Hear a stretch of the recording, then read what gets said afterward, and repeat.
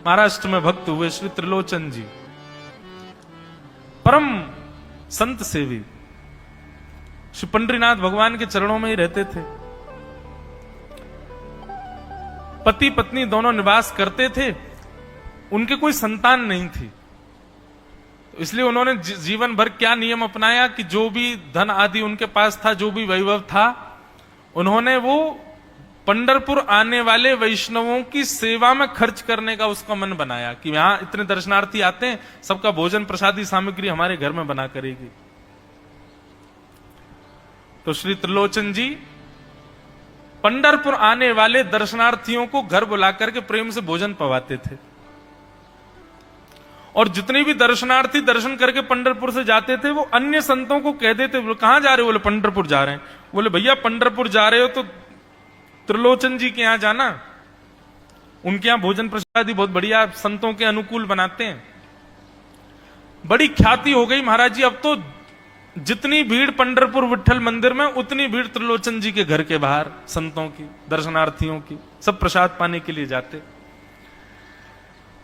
त्रिलोचन जी और उनकी पत्नी बड़े प्रसन्न कि इतने संतों की सेवा हम कर पा रहे हैं, ये हमारा सौभाग्य है।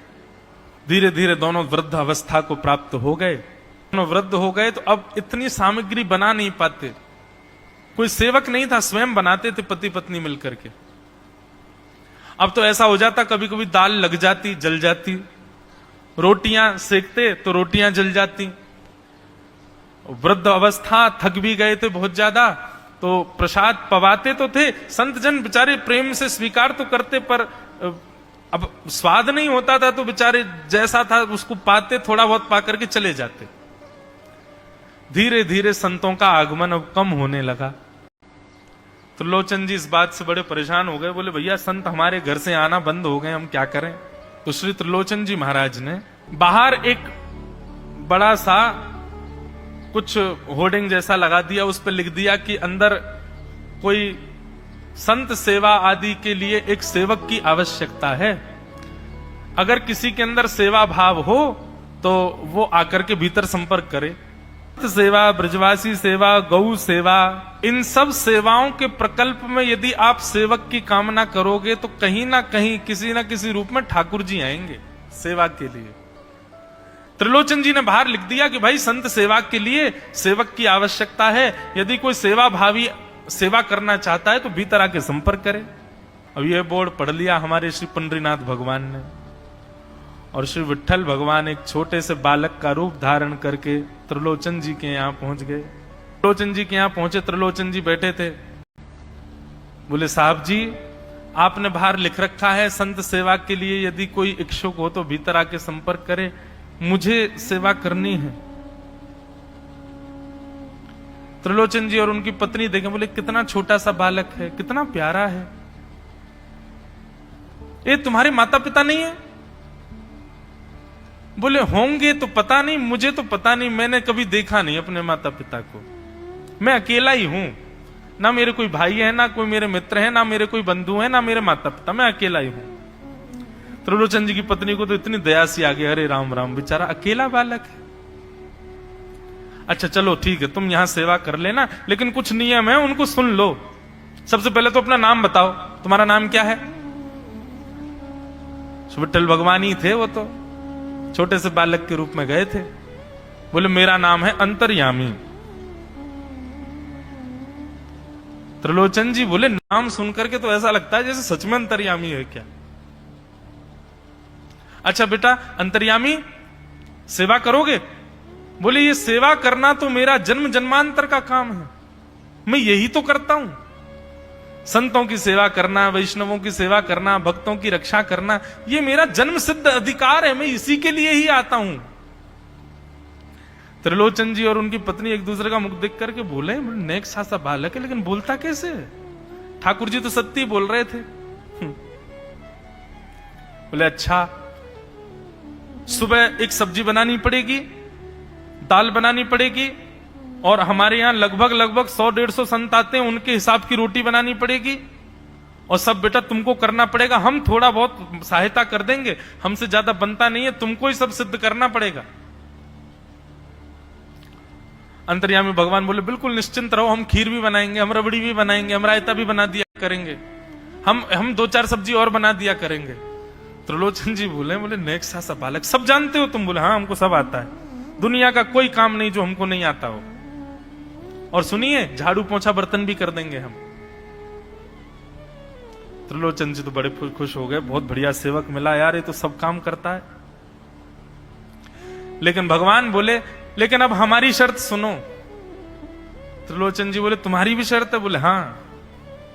क्या शर्त है भैया?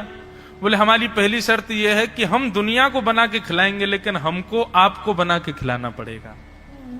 हम अपने हाथ का बना नहीं पाते, हम आपके हाथ का बना। और ये वास्तविकता है, ठाकुर जी पूरी दुनिया को पवाते हैं, लेकिन स्वयं भक्त के हाथ से बना ही पाते हैं। ठाकुर जी बोले हम सारे संतों को बना के पवाएंगे, लेकिन हम अपने हाथ का बना नहीं पाते, आपको हमारे लिए बनाना पड़ेगा।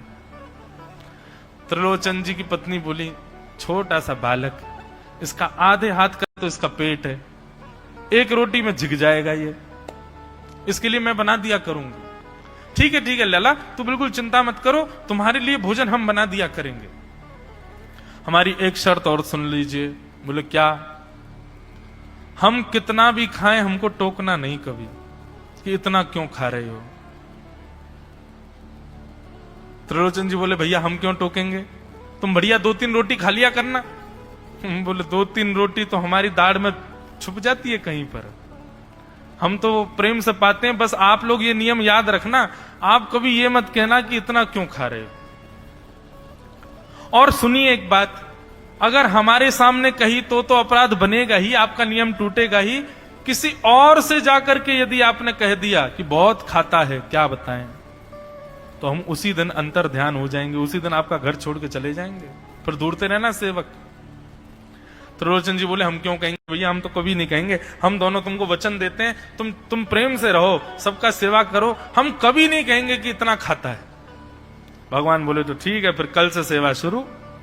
अगले दिन महाराज त्रिलोचन जी और पत्नी उठे सवेरे ब्रह्म मुहूर्त में, देखा तो महाराज भीतर ही ठाकुर जी बढ़िया अपनी कमर कस करके, सिर पर ढांटा बांध करके, मुंह पर कपड़ा लगा करके और कढ़ाई में लिए चला रहे हैं, बना रहे हैं दाल। एक हाथ से दाल बना रहे हैं, फिर दौड़ के जाते हैं दूसरी कढ़ाई पे, वहां पर खीर बना रहे हैं, फिर कहीं जाते हैं वहां पूड़ी उछाल उछाल करके धर रहे हैं। त्रिलोचन जी और उनकी पत्नी देख रहे खड़े खड़े, अकेले ठाकुर जी सब बना रहे हैं, नेक्स्ट सा बालक। 8 बजे से संतों की जमात आनी प्रारंभ हो गई, सुबह के समय हो गया। महाराज अकेले ही पत्तल लेकर के दौड़ते हैं, सारे संतों को पत्तल बांट जाते हैं, फिर अकेले ही सामग्री लेकर के जाते हैं और लेकर के सबको बांटते हैं। त्रिलोचन जी कोई सामग्री लेके जाए तो ठाकुर जी बीच में ही आ जाते हैं, बाबूजी आप जाके बैठो, मैं बांट रहा हूं ना, आप उठ के मत आओ, आप उठ के आओगे सब फैल जाएगा, मैं कर रहा हूं ना सब। अकेले ठाकुर जी, अकेले अंतर्यामी भगवान सब कर रहे थे। और त्रिलोचन जी और उनकी पत्नी बड़े प्रसन्न, जय हो विठोबा, तेने तो भैया ऐसा लगे साक्षात तुम ही आ गए हो, कितनी कृपा हो रही है, देखो कैसा सेवक मिला है। हमें भली संतान नहीं दी ठाकुर जी ने, लेकिन ऐसा सेवक दिया है जिससे परिपूर्ण आनंद हो गया है। संतों की भोजन प्रसादी हुई, महाराज खूब प्रेम से सब संतों को पवाया, संत भी सब वाहवाही करके गए, बोले वाह त्रिलोचन जी आपके यहां खूब बार पाया, लेकिन आज जैसा प्रसादी हमने कभी नहीं पाई। त्रिलोचन जी बड़े प्रसन्न।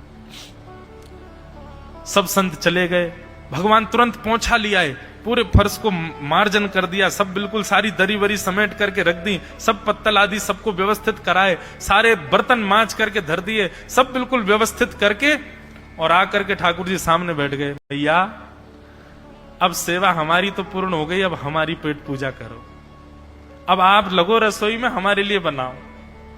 वो तो इतने भाव में आ गए, अरे मेरे लाला मैं अभी बना के लाती हूं। सुंदर सुंदर सब्जी बनाई, सुंदर रोटी बनाई, सुंदर खीर बनाई, थोड़ी थोड़ी एक एक दोना, 2-2 दोना मान लो सब्जी बनाई, 2-2 दोना खीर बना दी, 10-5 पूड़ी बना दी, ठाकुर जी की बढ़िया थाली लगाई, थाली लगा करके सामने धर दी। अंतर्यामी भगवान बैठ गए, प्रेम से पाने लगे, पाते जाए महाराज, वो तो खाते जाए, खीर उठा करके पी जाए, सब्जी उठा के पी जाए, और लाओ मैया भूख लगी है जल्दी लाओ। 10 की 10 पूड़ी एक बार में चट और लेकर के आई, बेचारी देती गई, 10 की पूड़ी और धरवा ली, फिर उनको भी पा गए। अब मैया ने इतनी सामग्री बनाई थी, बोले मैया भूख लगी है, जल्दी जाओ आटा मारो, फिर से सेको, बढ़िया लेके आओ सामग्री। आपसे हमने कही थी कि आपको हमको पवाना पड़ेगा। नहीं नहीं नहीं बेटा, तू बिल्कुल बैठो रहे। अरे भैया मुझे तो लगी नेक्स्ट सो पेटया को, ये तो कुआ है पूरा, कितना डाल दो भरे कोई ना। महाराज आटा मारते मारते शाम हो गई।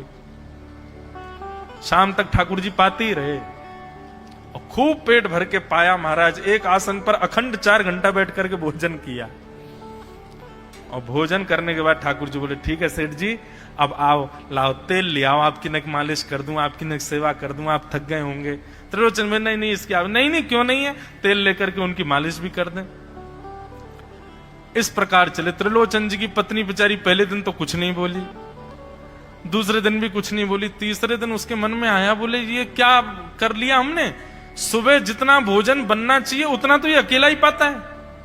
सुबह संतों का ये बना देता, पर शाम को इसके लिए जितना बनता वो संतों के बराबर ही बैठता है पूरा। त्रिलोचन जी कहते नहीं नहीं तुमको याद नहीं, उसने कहा था कभी कहना नहीं है ऐसा। बोले हाँ नहीं नहीं मैं ध्यान रखूंगी, नहीं कहना है। लेकिन अंतर्यामी भगवान तो खूब प्रेम से घर के सारे काम कर रहे हैं उनके। महीना 1.5 महीना बीत गया, खूब आनंद से सेवा चल रही थी। एक दिन त्रिलोचन जी की पत्नी पड़ोस में किसी के पास बैठी थी, तो पड़ोसी तो होते ही हैं सब घर के बात बोलने वाले, उन्होंने कह दी, बोले कि आपके घर में तो आजकल बड़ी खुशहाली आ गई है।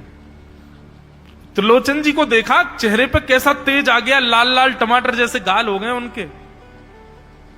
बोले अरे वो आया है ना अंतर्यामी सेवक हमारा, बहुत सेवा करता है, प्रसादी वगैरह सब वही बनाता है, फिर मालिश करता है उनकी, बढ़िया बढ़िया उनके लिए जूस निकालता है, बढ़िया उनको सब भोजन पानी पवाता है। इसलिए इस वजह से त्रिलोचन जी बढ़िया। वो त्रिलोचन जी तो बढ़िया हो गए, तुम सूख गई हो, तुम इतनी पतली दुबली क्यों हो गई। मेरा दुख कौन जाने। वो सबकी सेवा करता है पर अपनी सेवा मुझसे करवाता है। अरे छोटा सा तो है, ऐसे मटक मटक के जाता है, हम तो उसको देखने के लिए खड़े रहते बाहर। कैसे बढ़िया लगता है। कई लोग तो देखने ही आते हैं उसको कि कैसे सब्जी परोस रहा है, कैसे पूड़ी परोस रहा है, कितना सुंदर लगता है।